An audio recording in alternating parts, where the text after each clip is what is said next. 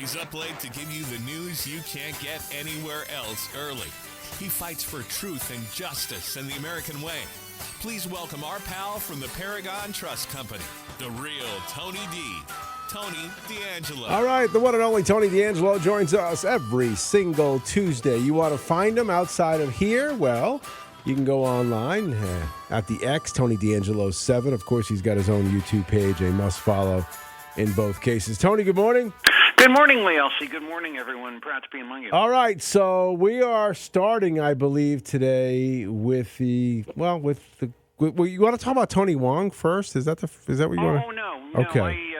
I'm just part and parcel of, I guess, first with your feelings about what you were saying today with respect to the House and the government giveaway and how you feel.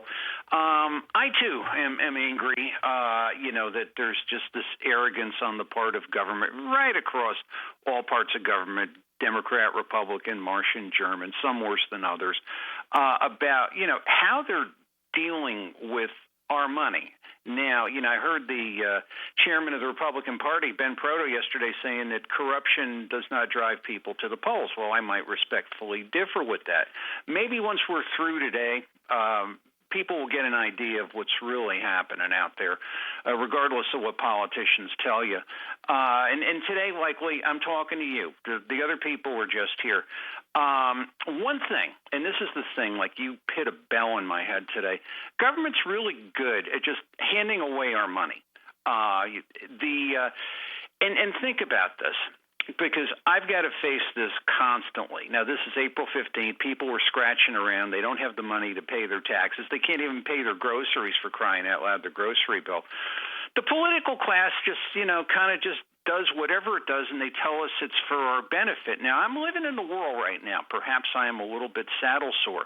Where the screw-ups of government end up either on my dinner table or on my kitchen table, I got to face the client. The client says, why are my taxes so high? That's probably what drove me to what I am blessed to do here today, because, I had my head under the hood for so many years and how things got wasted, and it sort of made me a historian of sorts. But it's like, and then I say to myself, in a fair world, which of course this isn't, government should be sitting here explaining to why they're screwing up and wasting money, to people, regardless of where they are. And not me. But it's like, but this dawned on me when you were saying this. People, okay, you got to pay your taxes, right? And other people get things, and maybe you're borrowing on a credit card, or you're borrowing from Aunt Agnes, or you're on a payment arrangement or something. Well, hey, if government needs money, let's go back to our friendly semaphore deal. Now think about your credit card rate. Think about your automobile rate. Think about your mortgage rate. Think about if you have a variable mortgage. Semaphore borrowed $15.5% million. Again, these are people connected to government in a 2% loan without a loan guarantee. So in other words, you don't want to pay your mortgage. What are they going to do to you? They're going to throw you out, right? You don't want to pay your car. Somebody's going to come in the middle of the night and take the car. But This didn't have a loan guarantee. So it's like, we've gone over that before, but I'm just like, have one of these like, hey, wait a minute stories. It's like no nothing, no security. And it's like, they can do that, but yet they can continue to waste money and then not disclose it to it. Now, the only way we found out about the 2% loan is I had to dig like a crow and get it. Never mentioned by Republicans, never mentioned anywhere. And that to me is an insult to every single person in this state. Think about what you're spending to borrow. Again, you had mentioned, which I fully agree with, government should be fair for all people. But, and again, it's like we have no saints, here, but we just have a bunch of sinners. We talked a couple of weeks ago, and we talked about on the 30 with Tony, the MTU Aero deal. The Republican senators were championing it. We have no financial statements. We don't know what they're handing out. We don't know if there's other 2% loans. I mean, it's like and they put it in advanced CT, so of course we can't get to it. So it's like you would think if this was a good deal, if this was something that was fair, and the disclosures would be there, but still it's like, okay, we did this. This is great. Now you guys got to try to chase around and find out what the hell happened, and we're not going to tell you. But all of that, kind of wraps into this whole thing that's happening now at Tweed New Haven Airport and the city of New Haven and Avilo Air and the deportation flights and all of that. If you didn't read it, I'm going to highly recommend you read the Bob Swick article this past Saturday about William Tong and some of his actions as Attorney General. This man's not an Attorney General. He's a political advocate for what he believes in. He's supposed to be, the people's lawyer, the lawyer for all people. And basically what he's doing is championing his own causes. Amazes me that no one's calling for his resignation. What good will it do? Well, probably none, except for the fact that right is right and wrong is wrong, for crying out loud. But this began to fascinate me, and this is kind of this whole confluence of how politicians continually screw up and never tell us what the hell is happening. What actually went on between Avilo and the Tweed New Haven Airport Authority and the city of New Haven in order to get this big, whatever you want to call it, 4-star deal of big jets into New Haven and make New Haven a really good place, and bring in real highfalutin people to do real highfalutin things. This was all going on for years and years and years. This was all going on when I was active and working at the New Haven Chamber. I wanted no part of it. I had friends in that neighborhood. I knew what was going to happen: the noise, the pollution, the traffic, and all that. It's like, hey, we got to do this. So it was a 3-part deal. And it is a 43-year lease from the airport management, that would be Avports, to the city of New Haven. Guess how much they're paying a year to the city of New Haven in order to do this? $1. One whole dollar. That's ridiculous. Okay? Now, look at it this way. The rest of that is on the taxpayers. Oh, but we got this big job deal. Oh, we got all this other stuff. Hey, this is great. We got, this. We're really on the map now. We got jets. And, of course, this was our controller, Sean Scanlon's handiwork. Now, what they do not show us and what they do not want to show us, we don't have a publicly available document of how long Avilo must continue to be there. I mean, my guess it's probably 43 years, because obviously they're not going to be digging in their pocket for using the airport. And then there is a 2-year holiday. Believe me, I'd like a deal like this for the gross receipts tax. Everybody thought was great, 8.1%. You don't have to pay it. Everybody cheered. Hey, this is a wonderful thing. Now, for all the stuff you see now with William Tong yelling and screaming and dancing on the runway and the protests and all that, writing the letter to the CEO of Avilo, saying, you've got to account for all these horrible things that you're doing. This is another M&T Bank deal. This is another thing, I'll hold my breath till my face turns blue. There's nothing anybody in the state government can do to explode this thing. Now, Avilo can say, look, you guys want to be stupid? Okay, we're going to go somewhere where, depending on the terms of the lease that we can't see, we're going to go somewhere where people might actually appreciate it. And guess what happens? If that happens, guess what happens? New Haven is stuck sucking wind on a $1 a year lease, and they got no carrier. I mean, but yet, everybody in the world is going to sit there and say, well, our righteous thing, we're going to run Avilo out of town. I mean, this all happened. This all happened with your tax dollars. This all happened without disclosure. I mean, this makes semaphore and 2% look like Little Orphan Annie, for crying out loud. But anyway, let's you like peanut butter, you'll love Skippy. Let's move down. Now, some of the crazy stuff that you're reading. We're going to expand the Trust Act, says the legislature. We're going to have these people come, and we're going to hold Avilo accountable, and we're going to we're going to huff and puff and do all this. We're going to penalize them, and this is where, and this is so frustrating to me. These people, again, these are primarily Democrats, or as our esteemed Colonel Rob Simmons would say, demo commies. I mean, you're walking right into this whole thing of impeding federal, law. I mean, it's like what are you gonna start doing? Dancing on the runway? You're gonna start lashing yourself to planes? I mean, it's like, if that's what you want to do, go ahead. And I mean, that will probably drive them out sooner rather than later. And then the other thing is, when you go back and you look at this, and this whole thing was kind of rammed down everybody's throat. There was no disclosure. There was no analysis period. There was none of that. It's like, we've got to get this done. Isn't it great? Now you got something with, illegal immigration. And according to the CEO of Avilo, he's like, we were doing this all along. We're just a business. We just have to make there's such a thing here known as shareholders. Sorry, communists, we know that troubles you. And it's like, we've been doing this all along. We were doing it during the Biden administration, for crying out loud. And now all of a sudden it's this big political thing.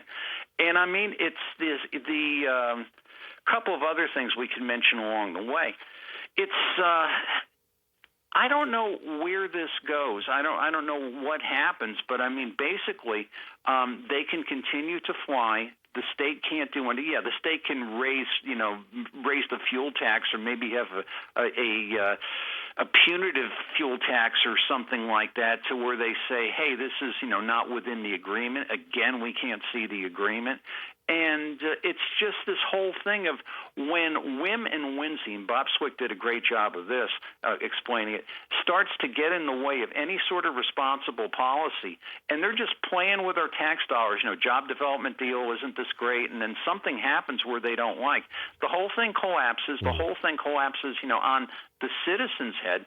And on we go. They still don't want to disclose things. They still don't want to make things available. Look, I mean, there's a lot of intelligent citizens in this state who could decipher what the hell politicians are doing. Or is that the problem, Lee Elci? Is that the problem? They don't want us to see what they're doing, because what they're doing is not exactly on the up and up. Right. I really don't care. Be as crooked as I'm just tired of paying for it.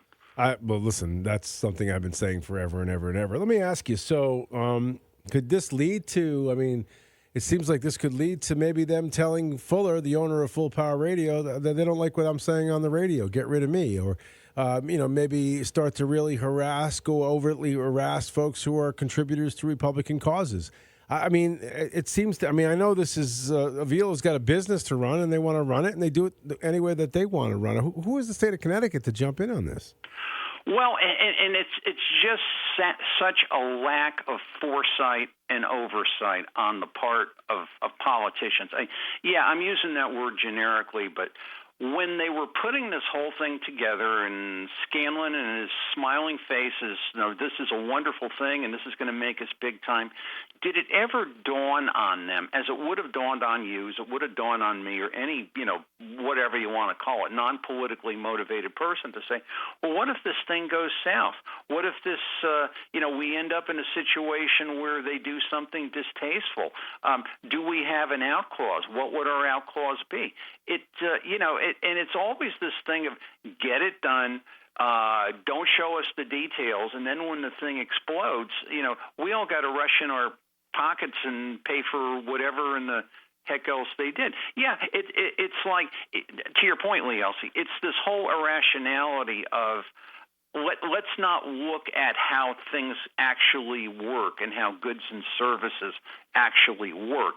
Let's just do what we want on this whole cause célèbre of, what we're feeling like for righteousness' sake. Now, ironically, the biggest people, and this is the thing, and this is where it's so stupid and it bites them in the butt, which I laugh at, but unfortunately, citizens have to pay for it. The biggest driver to Avilo and the biggest driver to the expansion of the New Haven airport and all of that was Yale and the Greater New Haven Chamber. Yale, this morning there's an article in the Yale newspaper, the Yale Daily, about, well, aren't we wonderful? We're calling these people to account. Hey, listen, people, you're the ones that wanted them there in the first place.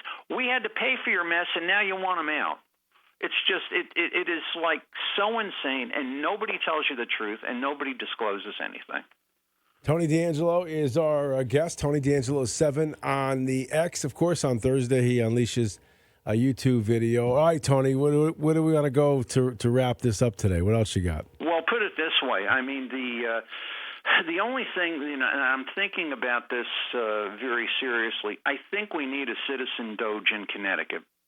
Like it. I think we need a citizen. I mean, and the thing is, it's only as good as people would be willing to disclose, and I'm sure they don't want to disclose anything. It's like when the Republicans came out and talked about, Vincent Candelora was saying we need an inspector general. I mean, that to me is like a corrupt shop steward.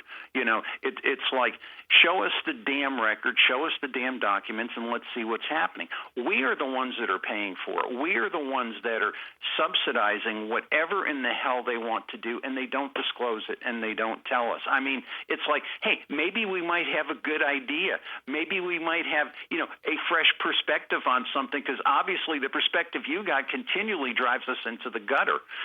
So that's really my first thought, and I think, keeping with this, our 30 with Tony this week, we're going to have a really neat subject. It's called "They Don't Care If You Starve, They Don't Care If You Freeze," and you got to tune in for that. We had a lot of fun last week with the Jan was our caller. Jan from East Lyme was our guest, talking about the Martha Marks community meeting she went to, and it was a terrific interview. I don't get to do many interviews, and it was a lot of fun. But if you haven't heard it, go back and listen to it. I really did enjoy doing it. Yeah, and your 30s with Tony are evolving. Like it started with we're picking up like a couple of hundred a week, that's great. And it's like it's a nice, slow, steady climb. And I'm happy people. It's like as tired as I might get and as frustrated as I might get, people really want to see it, and that's the whole thing. When you build a monster, you got to feed the monster. But hey, my fault, on me. I chose to do it. Well, a little later on this week, we're going to have Martin Olson in the studio on Thursdays, and a lot of times you're on his show. So is there a television appearance coming soon? I have to look at the calendar. I believe it's the week after next. And Marty, I know, has a new studio I haven't been to, but we haven't coordinated that yet. And that's always a lot of fun. Marty's one of the most well-read and thoughtful guys you could ever run into, and he's constantly coming up with new ideas and new perspectives, and he's a gem. He's a blessing, and we're very fortunate to have him here. So before you put your cape on to become a superhero, come on this show. Your regular daytime job is basically you're a numbers cruncher. You're a tax guy, right? That's probably why I feel the way I do. Well, that's what I'm saying. I'm having one of these Howard Beale moments. I'm mad as hell, and I'm not going to take it anymore. Until they throw me out there to face more punishment. Is it still as overwhelming? Not overwhelming is the wrong word, but is it still as chaotic as it always has been? Well, it's different. I mean, the old days, we would do things pencil, paper, calculator, photocopy, and all that, and you pretty much can control it. Now what you do is you fight the government and you fight the vendor that you're using on technocracy, trying to get the thing right, and that goes on for hours and hours and hours. And the poor client, doesn't want to have to pay for that. I don't want to have to charge him, but yet we've had so many, bureaucratic screw-ups. I mean, not our fault, not that we are blameless, not that we never, ever make a mistake, but it's just this whole thing to make government easy. It's like, well, we streamlined the processes, we made them all electronic. Well, that's all great, except your stupid electronic process, kicks it back, doesn't work. You can't get anybody on the phone. It's that kind of mess. Yeah, I can imagine.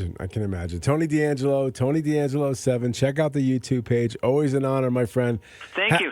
Hang in there today. Everybody. All right, buddy. I'll talk to you next week. We appreciate it. Tony D. Again, check him out as always. Bruce Flax will join us after the bottom. Liz credits. See you. That all us cats must surely do our bit. We all must do our share, so Uncle Sam can hit. Save up all your pots and pans. Save up every little thing you can. Don't give it away. Get some cash for your trash, yeah. Save up all that old newspaper. Save and pile it like a high skyscraper. Don't give it away. Get some cash for your trash. In between, we'll do some loving. White handsome turtle doving. Will you listen to me, honey? Get plenty of the folding money. Save up all your iron and tin. But when you go to turn it in, don't give it away. Get some cash for your trash. Lee Elci. We will stand and fight.